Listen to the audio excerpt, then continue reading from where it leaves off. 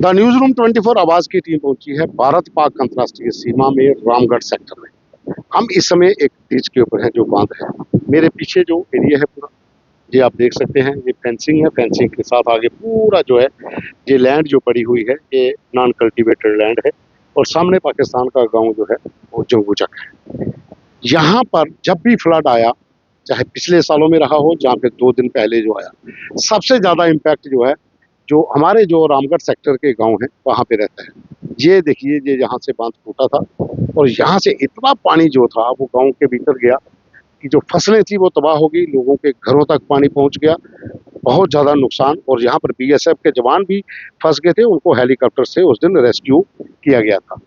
और यहाँ पर हम खड़े हैं, मैं इस साइड जो टूटा हुआ बांधा है, मैं अमित बोलूँगा, अमित एक बार दिखा दे।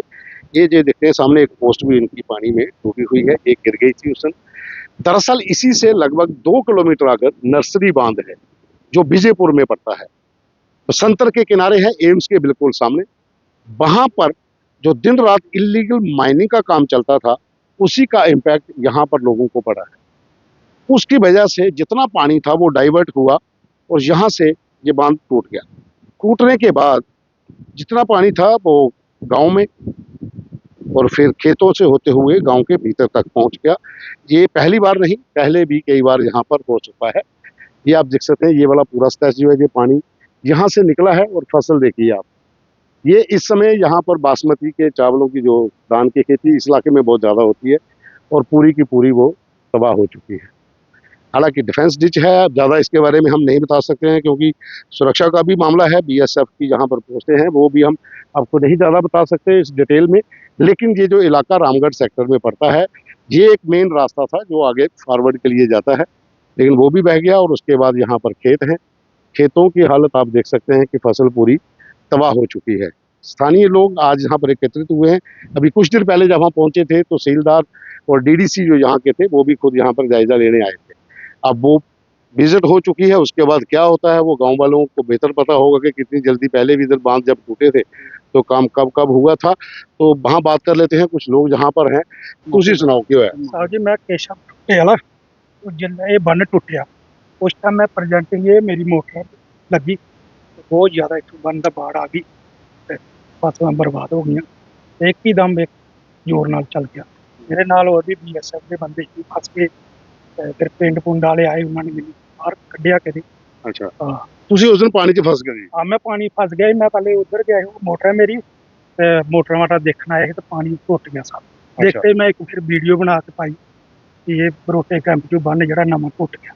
अच्छा, ते काफ़ी नुकसान हो गया। उसके बाद फिर बंदे नूं पता चलिया कि बंदा साडा फसिया तो इन्हां मेरी रिस्क्यू किया। कैप्टन साहब थोड़ा वीडियो भी उस दिन दिखा रहा मैं, ਤੁਸੀਂ ਉਹ ਐਪਰਨ ਜਿਹਾ ਪਾਈਏ ਕੋਟ ਤੇ ਬਰਖਾ 'ਚ ਖੜੋਤੇ ਦੇ ਤੇ ਬਹਿ ਜਾ ਇਲੀਗਲ ਮਾਈਨਿੰਗ। ਕਿਹੜੀ ਜਗ੍ਹਾ ਮਾਈਨਿੰਗ ਹੁੰਦੀ, ਉਹਦਾ ਇੰਪੈਕਟ ਇੱਥੇ ਕੱਲੀ ਪਿਆ ਇੰਨੀ ਦੂਰ ਵਾਲੀ? सर जिस दिन 26 तारीख सुबह हम लोग इधर आए, 3 आदमी आए थे।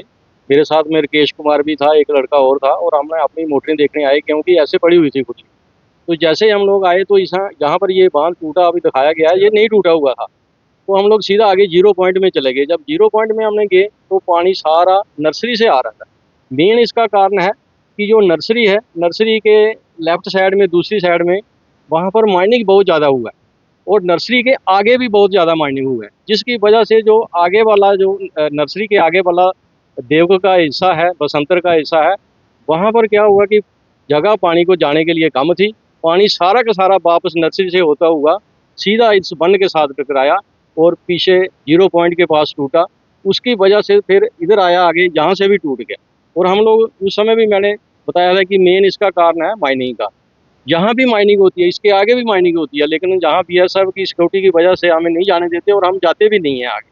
लेकिन माइनिंग वाले उनको गेट खोल के देते हैं और गेट से फर्स्ट क्लास माइनिंग करते हैं, एक जगह डंप करते हैं, फिर उसके बाद आगे माइनिंग का जो है पठानकोट, जलंधर ਮਾਈਨਿੰਗ ਮਾਫੀਆ ਹਾਵੀ ਹੈ। हाँ माइनिंग माफी आ गई है। ਕਿੰਨੇ ਗ੍ਰਾਂਟ ਸਾਡੇ ਇੱਧਰ ਜਿਹੜੇ ਇੱਥੇ ਜ਼ਿਆਦਾ ਨੇ? तकरीबन 17-18 ग्रान है, कौलपट्टू लेकर सारे नंगे तक जहाँ तक पानी गया है। लेकिन सबकी फसलें बर्बाद हुई है, चाहे किसी की थोड़ी हो चाहे किसी की ज़्यादा हो, लेकिन सबकी फसलें बर्बाद हुई हैं। जहाँ आज हम खड़े हैं, ये बांध टूटने पर सीधा पानी गया है बरोटा कैंप में, बरोटा से केसो, कुमोर, पखड़ी में भी गया है, उधर से आया दूसरी साइड से केसो में भी गया है। ਪਹਿਲੇ ਵੀ ਬੰਨ ਕਦੇ ਭਾਜੀ ਟੁੱਟੇ ਨੇ, ਹਾਂਜੀ, ਹਾਂਜੀ। ਪਹਿਲੇ ਵੀ ਤਾਂ ਟੁੱਟਦੇ ਜਿਹੜੇ ਵਾਰੀ ਆਏ। ਤੇ ਇਸ ਵਾਰੀ ਕੀ ਜ਼ਿਆਦਾ ਨੁਕਸਾਨ ਕਰ ਲਈ इस बारी सर मेन मुद्दा जड़ा माइनिंग का, अगर माइनिंग नहीं होती सर इधर से तो ये बांध नहीं टूटता। दूसरा नंबर जो बैंकर बना हुआ था, तो बैंकर के डाउन था और दोनों साइड से जो मिट्टी थी जो पुली थी लगी, तो सर वो पानी का बहाव इस साइड पे था, तो जो जमीन भी लोगों की बह गई पूरी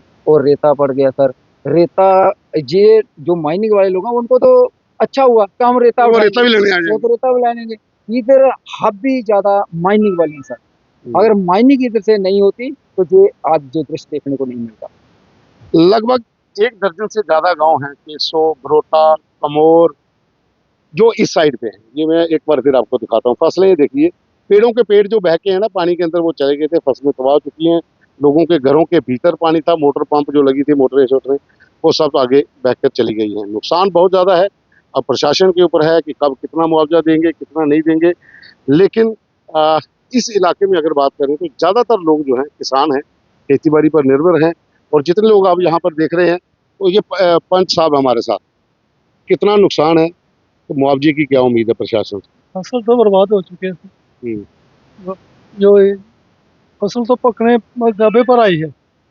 अब जो ये टूट गया है, इसको वापस से रिकवर होना बहुत मुश्किल है। और इसके पीछे जो बीएसएफ ने बांध बनाया, वो रास्ता क्लोज कर दिया पानी का। तो मेन काज जो है, पानी वहाँ इकट्ठा होता है, इकट्ठा होने के बाद आगे चलता है, तो बर्बादी करता है। लेकिन माइनिंग से ज़्यादा इम्पैक्ट क्यों पड़ रहा है इस बार?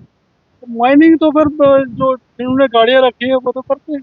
अच्छा, तो ये यहाँ पर हम इस समय बरोटा कैंप के जो किसान हैं उनके साथ हैं। बिल्कुल भारत पाक अंतर्राष्ट्रीय सीमा का जो रामगढ़ सेक्टर का इलाका है, यहाँ पर किसान यहाँ पर खुद परेशान हैं क्योंकि फसलें सारी तबाह हो चुकी हैं।